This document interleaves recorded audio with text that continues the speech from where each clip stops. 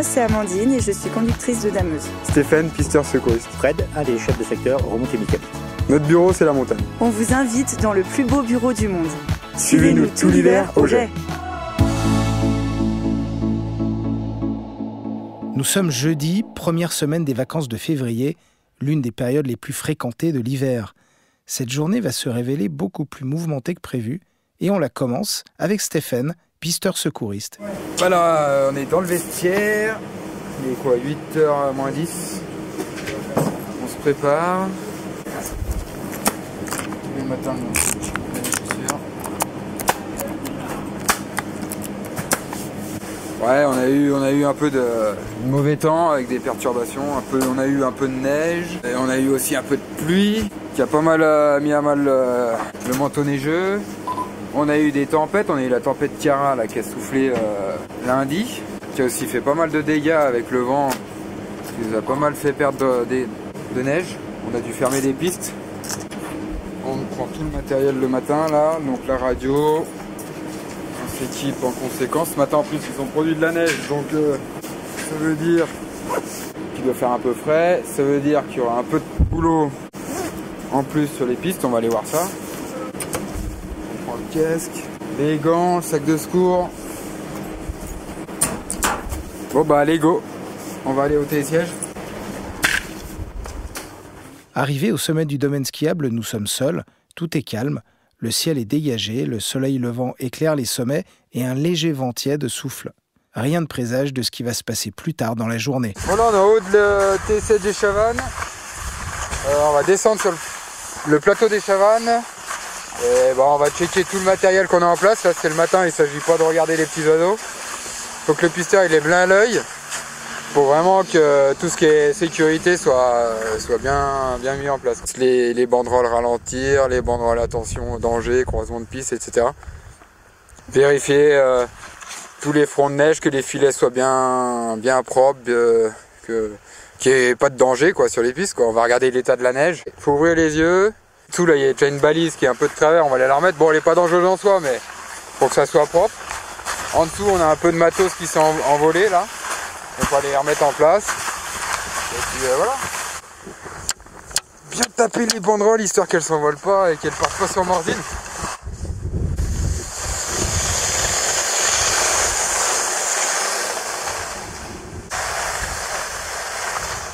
Voilà, ça peut tout envoler, tu vois. Stéphane s'arrête juste au-dessus du plateau des Chavannes, qui est au cœur du domaine skiable des Jets. Alors tu vois, d'ici on voit bien tout le front de neige des Chavannes là, qui commence derrière les téléskis de la Mouilleroy là. On a une bonne vision, on voit bien si tout le matos est en place, les matelas qui soient bien mis, les filets bien tendus, tout ça. Entre les filets, tu vois, parce que comme ça permet aux gens de voir. Il faut ralentir pour... Mais tu vois, la plupart des gens, ils skient cette partie-là de la piste et ils arrivent dans une espèce d'entonnoir, quoi.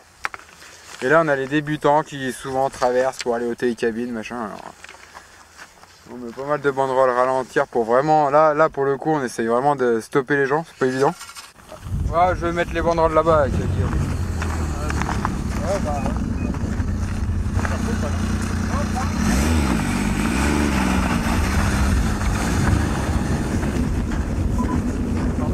Bonjour, le plateau des Chavannes est ouvert. Bonjour, c'est reçu.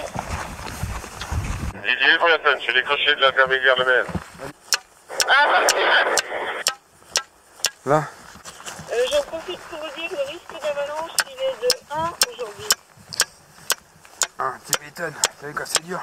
Après avoir installé les banderoles sur le plateau des Chavannes, Stéphane m'annonce qu'une tempête est attendue pour la toute fin de journée, vers 18h, ce qui ne devrait pas poser de problème pour l'exploitation du domaine skiable aujourd'hui. On attend Inès. Alors Inès, c'est pas la copine du chef, c'est la tempête qui va arriver là en fin de journée, plutôt dans la nuit même, qui va amener un petit peu de vent et qui va surtout amener un petit peu de neige.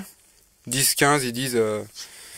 Ils prévoient entre 1500 et 1900, là, on va avoir une petite dizaine de centimètres. Alors il va y avoir du vent, ça va pas être vraiment homogène. On va pas vraiment l'avoir à mon avis cette couche de neige. Inès va nous surprendre en arrivant bien plus tôt que prévu. Mais pour le moment, il est 10h du matin et nous retrouvons Fred, chef de secteur des remontées mécaniques, dans la cabane d'arrivée du télésiège express des Chavannes. C'est Élodie qui est aux commandes et chargée de surveiller le débarquement des skieurs. Une tâche bien plus difficile qu'il n'y paraît. C'est elle qui supervise tout, qui regarde si tout se passe bien. Vous voyez, elle est attentive, elle regarde tous les mouvements, les gens, s'ils débarquent bien, s'il y a bien le garde-corps. Et chaque véhicule, quand il rentre, il faut le suivre. Et suivre les clients jusqu'à ce qu'ils aient dégagé de la zone de débarquement. L'embarquement et le débarquement, c'est deux points délicats où il faut être très attentif et où il faut que les gens surtout fassent attention. Parce que les gens, ils oublient que les véhicules, ils sont en mouvement, ils ne s'arrêtent pas. Et même quand on arrête, tu as vu tout à l'heure, hein, ça ne s'arrête pas brusque, on ne peut pas. Parce que autrement, tu seras au milieu de ligne, tu feras un peu du manège. Hein. Ouais, toutes les minutes, il y a quelque chose. Et tu vois, souvent, c'est de l'inattention du client. Hein. Les gens ne font pas attention à ce qu'ils font. Tous les arrêts qu'on a là, c'est que des arrêts d'exploitation, ce qu'on appelle des accidents d'exploitation, c'est de la mauvaise utilisation de l'appareil. C'est pas une panne. Hein. Des pannes là, on n'a eu aucun défaut qui vient d'une panne. Entre 14 000 et 18 000 skieurs empruntent ce télésiège chaque jour pendant les vacances de février. Autant dire qu'Élodie n'a pas une seule seconde de répit. Elle ne quitte pas des yeux les sièges qui arrivent, le doigt sur le bouton d'arrêt. Et c'est pour ça qu'on travaille avec une télécommande qui est là, juste à côté d'elle. Là. Et avec ça, dès qu'elle se déplace, elle l'a sur elle. Elle peut arrêter ou ralentir. Généralement, on ralentit, on évite les arrêts. Parce qu'après, quand on redémarre, ça met un temps qui est énorme. Puis ça demande beaucoup de puissance au niveau énergie. Alors, on ralentit au plus bas qu'on peut aller, c'est 0,5 mètres secondes. Le siège va tout doucement, on a le temps de faire descendre un petit gamin, s'il tombe, de le relever. Ah, excusez-moi, voilà. Quand on gêne, on se fait bousculer. Hein. Et Élodie est partie relever un petit garçon qui a glissé, mais pas dans le bon sens. c'est le quotidien. Et t'as vu, elle n'a pas arrêté, elle a fait que de ralentir. Regarde, ça commence à accélérer. Un qu'au bout du moteur, tu entends. Et voilà, hop, c'est parti. On repart à 5 mètres secondes. Un peu moins, voilà. Un petit garçon de 4 ans chute en descendant du siège. C'est impressionnant, mais sans gravité. Élodie et Fred stoppent le télésiège et se précipitent pour le relever. Ça va, bon? Alors, est-ce que tu es gentil? Oui. Moi, je suis un petit réconfort. Bienvenue, Fred Tagada. Tu verras, avec ça va aller beaucoup mieux.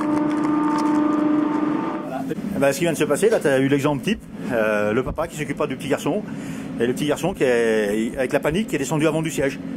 Bon, ça bien, il n'a pas eu de mal. C'est notre quotidien, hein, c'est ça. Bien, Roger. C'est un ancien moniteur, c'est un des plus vieux moniteurs de la station. Fred vérifie la force des bourrasques de vent. Pour le moment, la tempête Inès reste discrète. Non, le vent pour l'instant ça va, c'est fin d'après-midi que ça doit s'accélérer un petit peu, d'après les bulletins météo qu'on a eu. Alors on verra bien ce que ça va donner. Quoi. Vers 12h30, les bourrasques se renforcent et la neige arrive. Inès est là, en avance sur l'horaire prévu. Stéphane est au poste de secours des Chavannes et à la radio, il entend qu'on ferme les remontées mécaniques, les unes après les autres. Parce qu'on a du vent qui commence à vraiment se renforcer et on va fermer l'installation le temps qu'on a des grandes rafales. On va espérer qu'on puisse rouvrir plus tard. Sur les coups de midi et demi, ça a commencé à neigeoter, des petites giboulées, des machins. Et puis là, maintenant, il est 1h30, ça y est, ça neige bien, on voit que ça souffle pas mal. Voilà, la neige, elle commence à tenir sur le sol, là. Petite tempête, quoi, on va dire. Bon, ça nous contraint quand même à fermer déjà le Ranfoli et le TSD des Chavannes. Je commence à parler comme Fred, là. Ça a un peu changé. Le vent se renforce, ça neige toujours. C'est vraiment par bourrasque, hein. On voit il y a des moments où ça tombe tranquillement. Donc là, on a les pisteurs du Ranfoli qui sont en train de patrouiller les pistes. Tulip, c'est la Sautnaille, c'est l'Arnica, toutes les pistes qui partent du haut du Ranfoli en fait. Parce que le télésiège est à l'arrêt à cause du vent. Donc on les patrouille, on vérifie qu'il y ait personne. Et on les ferme. Voilà, peut-être qu'on les rouvrira dans 1 heure, peut-être pas. Pour l'instant, on peut pas savoir. Oui, j'écoute très bien.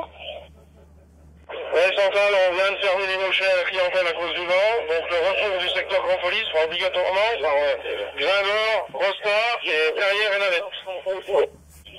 Alors là, on a le chef d'exploitation, Florian, qui est en train de nous expliquer qu'il a fermé l'installation du Ranfoli, des nochets qui sont en train de fermer, donc ce qui veut dire que le rapatriement des skieurs va se faire par un autre secteur, par le secteur des Perrières, pour le moment. Comme nous l'explique Fred, fermer une remontée mécanique n'est pas une décision prise à la légère. C'est très compliqué parce qu'il y a des conséquences derrière qui sont énormes, à savoir pour rapatrier les gens, vu qu'on est sur un domaine multistation avec Morzine derrière, il faut qu'on arrive à ramener les clients de Morzine chez eux, et eux de même les ramener chez nous. Alors des fois on est obligé de mettre en place des navettes, des fois on a des pistes qui font jonction, mais là avec le faible enneigement qu'on a sur le bas, quand tous les gens qui se trouvent dans le secteur du Ranfoli, ils n'arrivaient pas à descendre au jet parce que la bleue est fermée. Bon, on arrive à les faire descendre, mais il faut qu'ils déchaussent sur 100 mètres. Après, il y a des décisions à prendre avec le service des pistes, le directeur technique, tous les pisteurs qui sont dans le secteur, qui regardent ce qu'on peut faire du mieux, et surtout en sécurité. De son côté, Stéphane a été appelé en renfort sur un secours, un snowboarder anglais qui a chuté sur la tête. La neige crépite vraiment fort.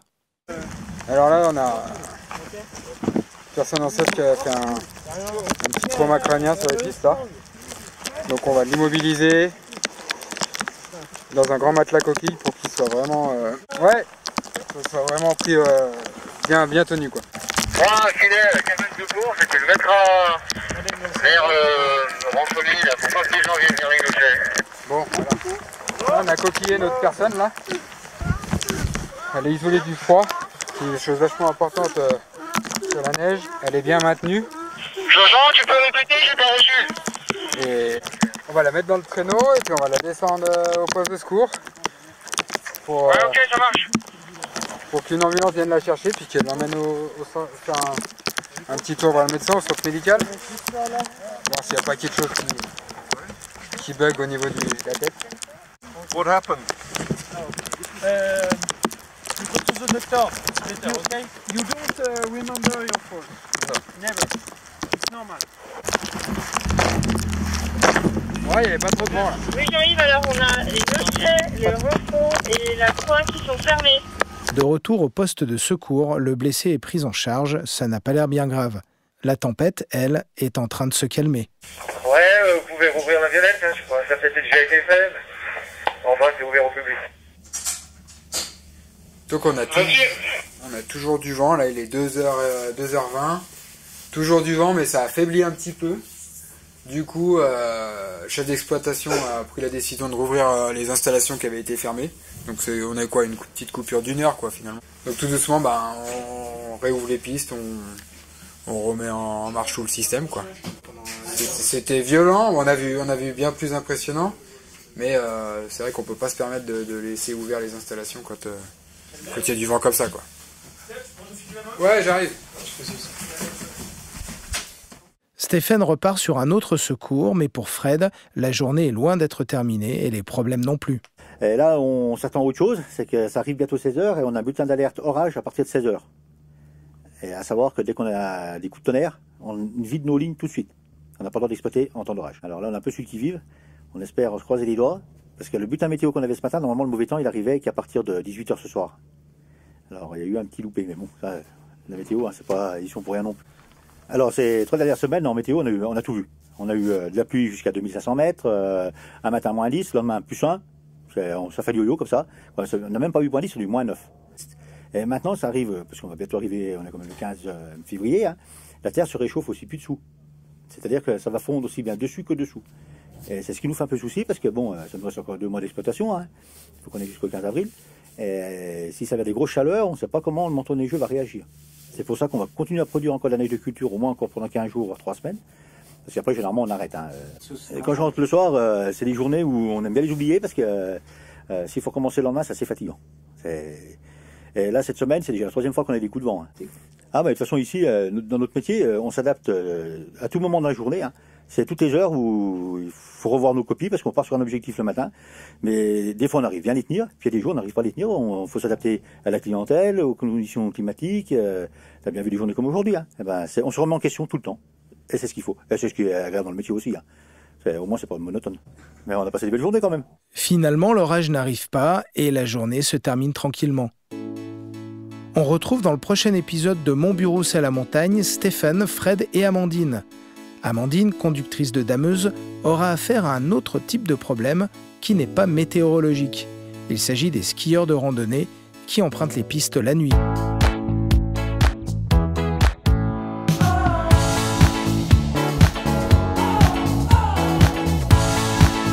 Mon bureau c'est la montagne est un podcast produit par La Saget et réalisé par le studio Murmure. Retrouvez très bientôt un nouvel épisode de La vie d'altitude d'Amandine, Stéphane et Fred.